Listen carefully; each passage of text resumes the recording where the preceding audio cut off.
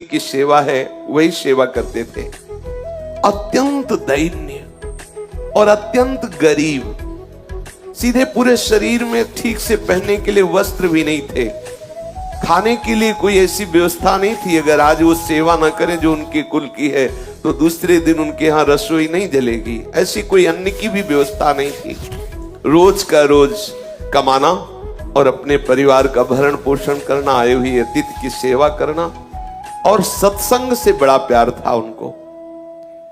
ये दंपति एकमात्र केवल भगवद आश्रित, कोई संपत्ति नहीं, किसी भी तरह का किसी से कोई व्यवहार नहीं, क्योंकि व्यवहार लोग धनी मानी से करते हैं, गरीब अकिंचन से नहीं करते हैं। इनके एक लड़का था और ये सदैव अपने कुल की जो सेवा है वो जूता गांठने की, वो बीच बाजार में जाके बैठते, किसी के फटे पुराने जो पादुका है उसको सिलते, या कहीं ऐसा संयोग बन जाता तो नई पादुका बना के बेचते, जो उससे मिलता उससे अपने परिवार का पोषण करते और सत्संग जाते। सत्संग में सबसे पीछे जाके बैठते और जो वैष्णव भगवत चर्चा करते ये उनके मुख की तरफ ताकते रहते। कोई पढ़े लिखे तो थे नहीं, तो जो बात समझ में आती नहीं तो बस सुनते, और जब भगवान नाम कीर्तन होता तो नाचने लगते। उनका साहस भी नहीं हुआ कि उन वैष्णव से कह सके कि आप हमें दीक्षा दीजिए।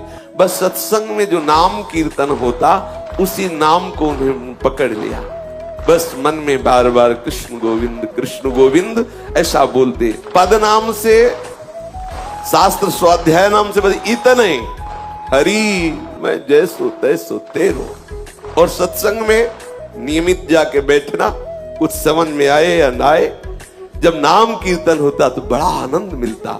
और वही कृष्ण कृष्ण गोविंद गोविंद हरि हरि, और बीच बीच में आ भर के हरि मैं जैसो तैसो तेरो, मैं जैसा हूं वैसा आपका हूं, मैं जैसा हूं हे हरि आपका हूं। तीन प्राणी, स्वयं, पत्नी और पुत्र, जो इस सेवा से उनको अर्थ मिलता, उससे परिवार का पोषण, कोई अतिथि पधारता उस अतिथि की सेवा, और जो सत्संग में जाते नियमित, बस उनके हृदय में एक बात बैठ गई, कैसे इस जगत के मालिक को रिझाऊं। ना तो मेरे में कोई योग्यता है, ना पढ़ा लिखा हूं, ना धन है, ना पवित्रता है, मैं किसी योग्य नहीं, कैसे रिझा। क्या मेरे से कभी प्रभु रीझ सकते हैं? बिल्कुल अनपढ़, कोई शास्त्र का ज्ञान नहीं, कोई पवित्रता का ज्ञान नहीं, कोई पद्धति का ज्ञान नहीं। आप देखिए प्रभु केवल भक्ति से प्रसन्न होते, जानते भी नहीं हो कि भक्ति किसे कहते हैं। आगे इनकी प्रसंग में देखिएगा, एकदम भोले भाले, जानते भी नहीं कि भगवान की कोई भक्ति भी होती, बस सत्संग में पहुंच जाना। जैसे सत्संग हो रहा है, पहली बार गए, बैठ गए, अच्छा लगा। अब वो बीच बीच में जैसे जूता गांठ रहे तो बीच बीच में एकदम रुक जाते और पुकार उठते, हरि मैं जैसो तैसो तेरो, हरि मैं जैसो तैसो तेरो। कैसी बढ़िया बात, इससे बढ़कर कोई बात ही नहीं, कोई बात ही नहीं। मैं जैसा हूं आपका हूं हरि, मैं आपका हूं जैसा। बस बार बार कृष्ण गोविंद कृष्ण गोविंद कृष्ण गोविंद, बीच बीच में आह भर कर हरि मैं जैसा हूं आपका हूं, हरि मैं जैसो तैसो तेरो। ये बात उनको इतनी प्यारी लगी, हरि मैं जैसो तैसो तेरो। अब ये इसी को गुनगुनाते, सदैव इसी को गुनगुनाने लगे, हरि मैं जैसो तैसो तेरो। निरंतर इस पंक्ति को गुनगुनाना और वो अपने कार्य को करना। उनके हृदय में इस पंक्ति का मर्म उतरा, तो वो बार बार इसी का गान करते हुए, इसी का चिंतन करते हुए इसके मर्म को प्राप्त हो गया। मर्म को प्राप्त होने का मतलब भगवत संबंध हृदय में आ गया। मैं हरि का हूं, हरि मैं जैसो तैसो तेरो। ये पंक्ति गुनगुनाना सचमुच चमत्कार हो गया। उसके मन की स्थिति का परिवर्तन इस सूत्र ने कर दिया, हरि मैं जैसो तैसो तेरो। रामदास जी का एक विशुद्ध सरल भाव, हरि मैं जैसो तैसो तेरो। कभी कभी वो आंसू बहाते हुए ये गान करने लगते, हरि मैं जैसो तैसो तेरो। अब एक दिन की बात कि एक चोर मंडली किसी धनी मानी भक्त के घर में गए, जो गृहस्थ भक्त होते हैं, खूब धन संपदा थी। तो उनके यहाँ शालिग्राम भगवान सिंहासन में थे, सिंहासन स्वर्ण का था, छत्र भी स्वर्ण का। तो चोरों ने सब कुछ चुराया, सिंहासन छत्र सहित शालिग्राम भी चुरा लिए।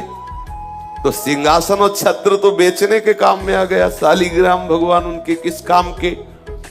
तो उसने स्वाभाविक जिसके बट में पड़े थे सिंहासन और छत्र और भी सब सामग्रियां थी जो आपस में बांट ली थी, उस चोर ने विचार किया कि ये पत्थर हमारे किस काम में आएगा। तो जा रहा था तो देखा बाजार में वो जूता गांठ रहे थे रामदास जी, भाव में बार बार ऐसे गांठते गांठते रुक जाते होते, हे हरि मैं जैसो तैसो तेरो। कैसी रसमयी स्थिति, आहा।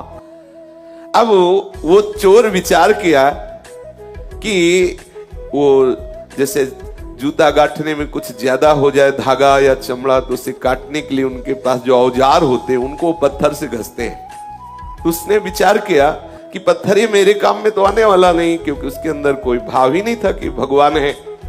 तो उसने रामदास जी से कहा कि सुनो, हमें अगर तुम जूता दे दो तो तुम्हारे घसने के लिए हमारे पास एक बहुत चिकना पत्थर है, हम दे दे। तो रामदास जी ने जो नए जूते बनाए थे वो उसे दे दिए, बिल्कुल सरल स्वभाव के भोले भाले भक्त, और वो शालिग्राम भगवान उनको दे दिए, और ये कह के दिया कि पत्थर तुम्हारे घिसने के काम में आएगा। अब वो देखा तो कि ये चिकने हैं, पर जब उसमें अपना वो औजार घसा तो और बढ़िया धार निकली उसकी। उसको लगा चलो जूते के बदले में अच्छा पत्थर मिल गया, बढ़िया है। अब वो उसमें घिसता और कभी कभी आंसू बहाते हुए, हे हरि मैं जैसो तैसो तेरो। देखो सूक्ष्मता की बात है, उसके आंसू गिरते शालिग्राम में। अब जब जोर से घसना होता तो हाथ में रख के थोड़ी घसते बनता है, फिर वो कुछ और मुद्रा होती है, इसमें स्पष्ट लिखा हुआ है वो मुद्रा। दोनों चरणों के बीच में शालिग्राम जी को फंसा के फिर घसते। आप जरा देखिए भाव का विषय कैसा होता है। अब वो हृदय में बड़ा आनंद मिलता, क्योंकि भगवान चक्र चिन्ह से चिन्हित शालिग्राम भगवान को इससे कोई मतलब नहीं है, ये तो क्या कर रहे, बड़े बड़े रिझवार, बड़े लीला बिहारी है। अब चोर के द्वारा दिए हुए शालिग्राम का यहां ये प्रयोग हो रहा है। दूसरे की पादुका गांठना, उसमें धागा बढ़े तो उससे जो काटते हैं वो यंत्र उनका, उसको उसमें रगड़ते। ये एक दिन कोई पंडित जी अपनी पादुका ठीक कराने आए, तो जब दृष्टि गई तो उन्होंने देखा कि अरे ऐसे शुभ चिन्हों से युक्त जिसमें चक्र का चिन्ह बना हुआ है, ऐसे चिन्ह से युक्त तो साक्षात शालिग्राम है। ब्राह्मण ने कहा तुम्हारी बुद्धि मारी गई है, ये तुम क्या कर रहे हो? तो उन्होंने कहा अपने पत्थर से अपने औजार की धार निकाल ले। ब्राह्मण समझ गया मूढ़ आदमी, इससे क्या बात करे। तो उनका तुम जितने रुपए चाहो मैं तुम्हें रुपए दूंगा, ये पत्थर हमें दे दो, ये पत्थर हमें बहुत आवश्यक है, दे दो। समझा कि इसको समझाएं कि भगवान है तो इसके क्या समझ में आएगा, जब ऐसी हालत है कि दोनों पैर रखकर फिर इसमें अपना औजार घिसता है, ये तो साक्षात शालिग्राम भगवान है। ब्राह्मण ने सोचा कि जैसे बंदर को हीरा मिल जाए तो क्या जाने, ऐसे क्या जाने बेचारा। उन्होंने कहा कि तुम जितना रुपया चाहो मैं तुम्हें दे सकता हूं, तो ये हमें पत्थर तुम दे दो, मुझे अच्छा लगा, ये पत्थर मुझे दे दो इसलिए मैं ले रहा हूं। अब उसने कहा कि मेरे तो बहुत काम में आए हैं ये पत्थर, लेकिन तुम्हारी इच्छा है तो मैंने ना पैसे दे के लिए हैं और ना तुमसे पैसे लेना है, आप ले जाओ, कोई बात नहीं है। ब्राह्मण ये सुन करके आनंदित हुआ और उसने वो शालिग्राम भगवान ले लिए। ब्राह्मण से कहा कि जो मैं मेहनत करता हूं जूता गांठ करके, उससे जो मिलता है मेरे परिवार का, उससे भरण पोषण होता है, मुझे इस पत्थर के बदले में कोई धन नहीं चाहिए, ले जाओ। कोई मुझे हवेली नहीं बनवानी, कोई मुझे सुख पूर्वक नहीं रहना, क्योंकि अगर सुख पूर्वक रहूंगा तो मैं भूल जाऊंगा प्रभु को। इसीलिए मैं जानबूझ करके उतना ही कमाता हूं जितने से रोज उधर भर जाए। इतना कह करके रामदास जी ने वो पत्थर दे दिया जो शालिग्राम भगवान है। पंडित जी ने देखा दुर्लभ सद्गुणों से युक्त तो शालिग्राम, बड़े आनंदित हुए, घर में आए, सुंदर जल से दुग्ध से अभिषेक कराया, सुंदर सिंहासन में विराजमान किया, षोडशोपचार मंत्रों से पूजन किया और ये विचार किया कि भगवान मेरी इस चेष्टा से प्रसन्न होंगे, क्योंकि वहां क्या सुख पा रहे थे और यहां हम उनको क्या सुख पहुंचा रहे। मंत्रों से उच्चारण करना, पंचामृत से स्नान कराना, तुलसी जी ऊपर विराजमान करना, आदि आदि जो पद्धति से सेवा पूजा है। अब पंडित जी की इस प्रकार की सेवा पूजा से ठाकुर जी असंतुष्ट हो गए। अब लियो कैस न जाने कौन से गुण पर दया निधि रीझ जाते हैं। आहा, पंडित जी पूरी पूजा विधि जानते थे, पर हृदय से प्रभु के प्रति अपनापन नहीं था, भक्ति नहीं थी, प्रेम नहीं था।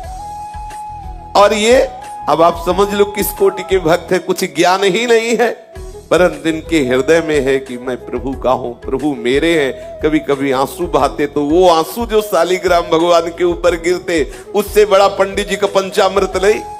और जो आह भर के पुकारते कृष्ण कृष्ण गोविंद गोविंद हे हरि मैं तेरा, इससे बढ़कर वेद मंत्र अच्छे नहीं लगे ठाकुर जी को।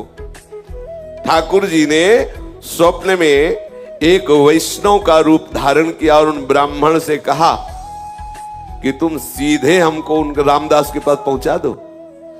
हाँ, कहा कि ये तुम्हारा षोडशोपचार पूजन, ये पंचामृत अभिषेक और ये तुम्हारा सिंहासन में विराजमान करना मुझे बिल्कुल अच्छा नहीं।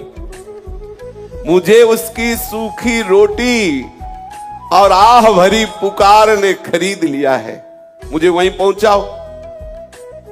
अब जब स्वयं स्वप्न में भगवान ऐसा आदेश कर रहे हैं तो उसके तो होश उड़ गए ब्राह्मण के, कि हम तो जिसे समझते थे कि वो तो अनपढ़ है, गंवार है, प्रभु इतना उसे प्यार करते हैं। अब हाथ में सुंदर वस्त्र पर शालिग्राम भगवान को लिया और भगवान से कहा कि आपको पता है कि आपके ऊपर वो औजार घिसता है, चंदन तिलक लगाने की बात जाने दो, सिंहासन में विराज वाले पैर रख के आप पे औजार घिसता, तुमको वो पसंद है। और ये षोडशोपचार पूजन, पंचामृत से स्नान, ये सब। प्रभु ने कहा जब वो आंसू बहाते हुए नाम बोलता है ना, कृष्ण गोविंद हे हरि मैं तेरा, मुझे इतना सुख मिलता है कि वेद मंत्रों से मुझे सुख नहीं मिलता। और जब वो मेरे ऊपर पैर रखता है तो मुझे ऐसा लगता है वो आत्मसमर्पण कर रहा है पूरा। ये यही है, इनसे कौन पार पावे। सर्वलोक महेश्वर जितने भी ज्ञान के सूत्र हैं सब इन्हीं से प्रकट हुए, इनसे कोई पंडित क्या पार पा सकता है। बोले जब वो चरण रखता है, दबाता है चरण से ऐसे, तो मुझे लगता है कि पूरा अपने आप को समर्पित कर रहा है, आत्मसमर्पण कर रहा है। मुझे बहुत सुख मिलता है, तुम्हारे चंदन और कस्तूरी के लेप और इत्र से मुझे जो सुख नहीं मिलता उसके घसने से सुख मिलता है। अब राजी, आप राजी तो फिर किसकी क्या बस चले। ठाकुर जी राजी। अब वो जो ब्राह्मण था जिसको एक गर्व था कि मैं ऊंचे कुल में हूं और मैं पूजा का विधान जानता हूं, मेरी दासता से, मेरी पूजा से शालिग्राम भगवान प्रसन्न हो जाएंगे। आज वो बहुत दैन्य हुआ कि मेरे दुर्भाग्य की आज तक मुझे वो प्राप्त नहीं हुआ जो रामदास को प्राप्त है, क्योंकि स्वयं ठाकुर जी वहां जाना चाहते हैं। ये विचार करके शालिग्राम को लेकर के रामदास जी के घर जाना निश्चय किया उसने, और मन में बहुत जलता जा रहा था कि मैं ब्राह्मण तो हूं लेकिन आडंबरी हूं।